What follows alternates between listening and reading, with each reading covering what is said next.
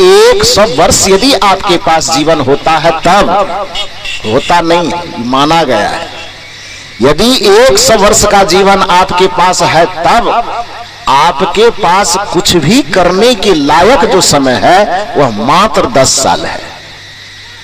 उसी 10 साल के उम्र अवस्था में आपको अपना भौतिक जीवन भी संभालना है और आपको अपना आध्यात्मिक जीवन भी संभालना है। उसी 10 साल के, इसीलिए उस 10 साल की अवधि को जवानी कहा गया है।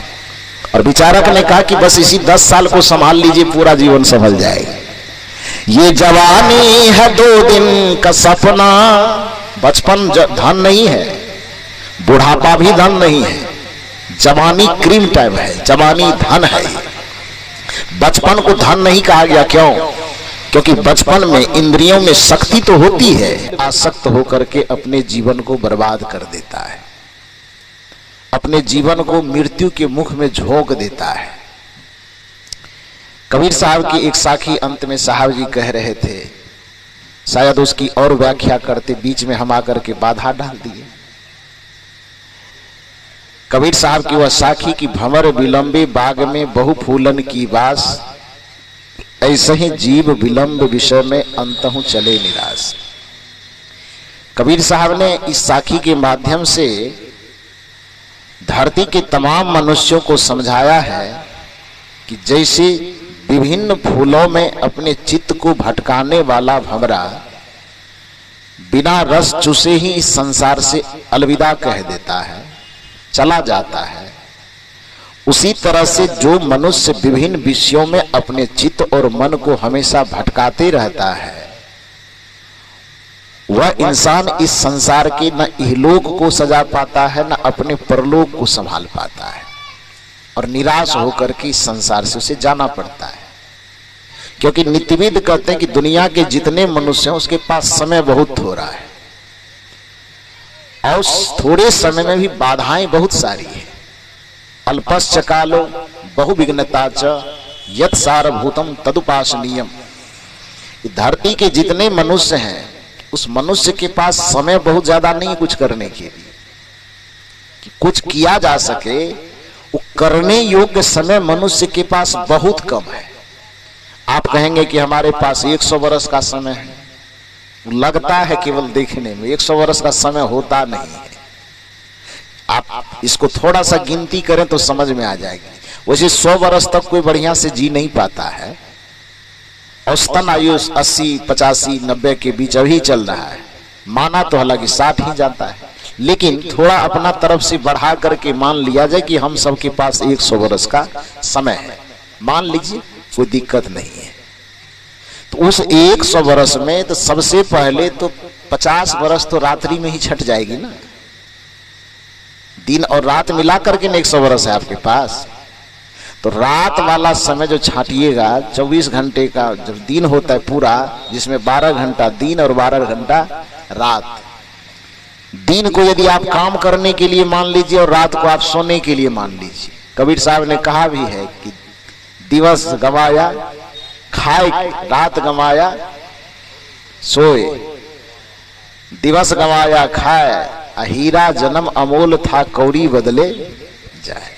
तो जिसमें रात को लोग आराम करने के लिए समय मांगता है, अब दिन को परिश्रम करने का समय मांगता है। तो यदि आपके पास 100 वर्ष की उम्र है तो उस 100 वर्ष की उम्र में 50 वर्ष को तो आप पहले इसलिए छांट दीजिए कि वो सोने वाला समय है ना। बच गया कितना? 50 वर्ष। उस 50 वर्ष में अपनी बचपना को कितना छांटिएगा आप? सरकार तो इसे 18 साल कहता है छांटने के लिए, लेकिन 18 मत छांटिए, फिर भी उसमें से कितना छांटेंगे आप? 10 साल तो कम से कम जरूर छांटेंगे। 10 साल कोई भी बच्चा क्या करता है? खेलने खाने अलावा वो क्या करता है? क ख ग घ सीखता है, ABCD सीखता है, यही नहीं करता है। उसके माध्यम से जीवन जीने लायक कुछ कर्म तो नहीं हो सकता है ना। तो कम से कम 10 वर्ष ऐसा छांट दीजिए आप कि जिसमें अभी वह बच्चा केवल जी रहा है। क्यों जी रहा है, किस लिए जी रहा है, क्या करना चाहिए, क्या नहीं करना चाहिए, उससे उसको कोई मतलब नहीं। माँ बाप कहीं से दिया पेंट ला के दिया पहन लिया, शर्ट ला के दिया पहन लिया, दाल भात सब्जी बना के दिया खा लिया, जो दिया खाया, जो दिया पहना। इसके अलावा उस बच्चे को कोई लेना देना दुनिया से नहीं है। ऐसी अवस्था को उसे छांटना तो ज्यादा चाहिए, लेकिन कम से कम 10 वर्ष तक ही छांट दीजिए। 50 में से 10 छट गया, कितना बच गया? 40 बच गया।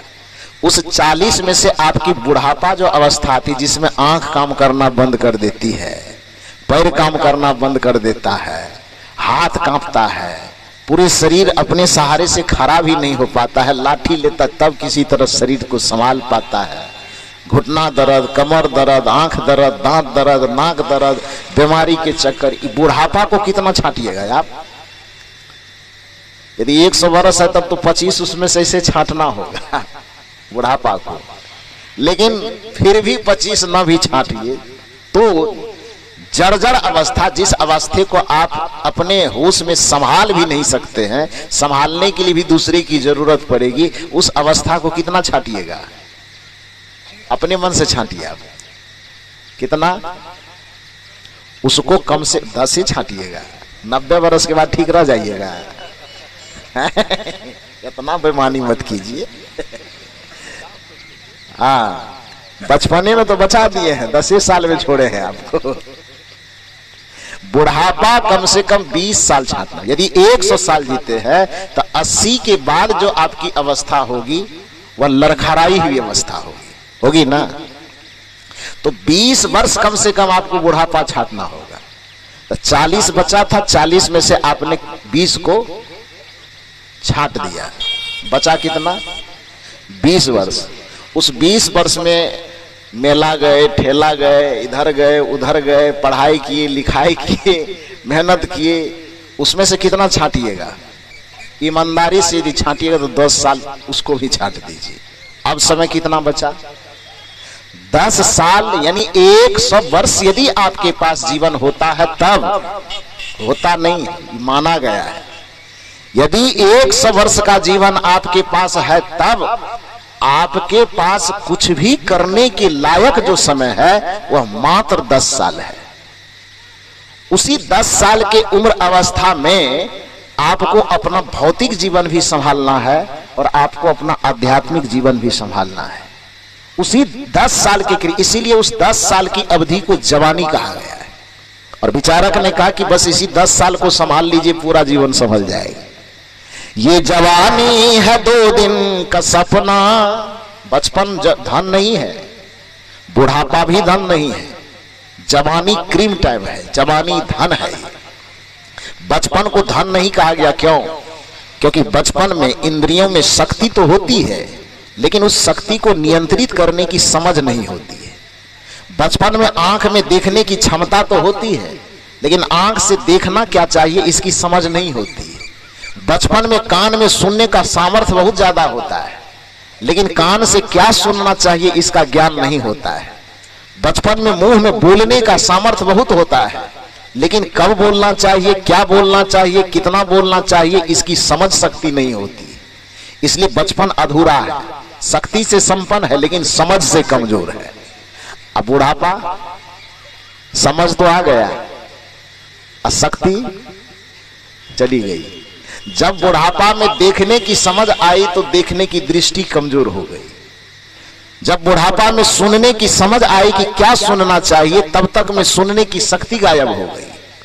जब पैर से चलने का ज्ञान आया कि नाच सिनेमा तमाशा देखने से कुछ हो नहीं मिलता, अब सत्संग में जाना चाहिए, तब तक में पैर की शक्ति गायब हो गई। एक भजन हम लोग गाते बड़ा सुंदर, जीवन खत्म हुआ तो जीने का ढंग आया। ये बुढ़ापा के लिए है। जीवन खत्म हुआ तो जीने का ढंग आया, जब बुझ गई समा तो महफिल में रंग आया। लालटेन बुझ गई तब महफिल में रंग आया। कैसे आएगा? आयु ने हार कर जब हथियार फेंक डाले। ये आयु जब बीते बीते सारा हथियार डाल दिया, आंख हथियार डाल दिया कि नहीं भैया अब हम नहीं देखेंगे, बहुत हो गया। कान हथियार डाल दिया कि अब हम सुन नहीं पाएंगे।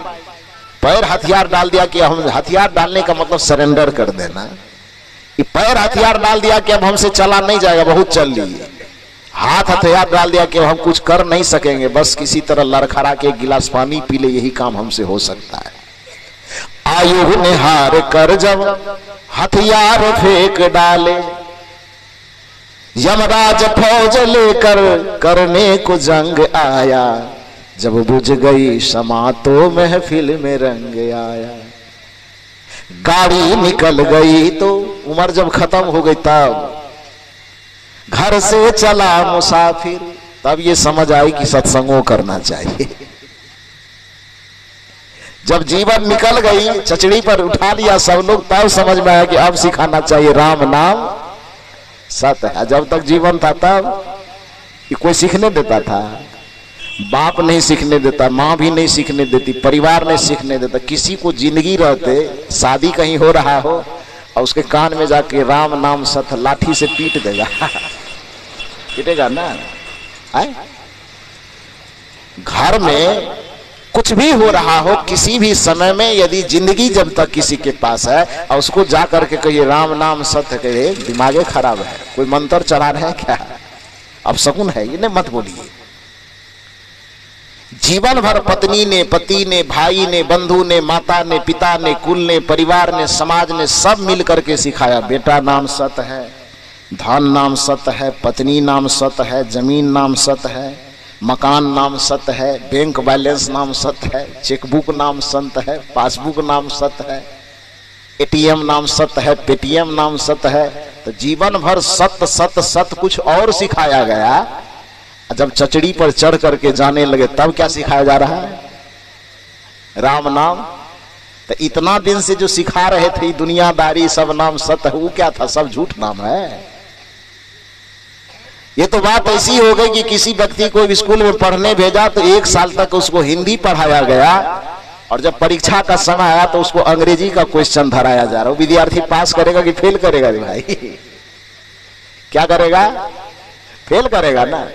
जीवन भर हरेक बचपन से लेके जवानी बुढ़ापा पूरे जीवन भर सिखाया गया ये दुनियादारी सत्य है, रिश्ते नाते सत्य है, कुल कुटुंब सत्य है, जमीन जगह सत्य है, मकान दुकान सत्य है। अब जब परीक्षा देने के लिए जा रहा है धर्मराज के यहाँ, तब सिखा रहा है, एक कान में चीट दे रहा है राम नाम।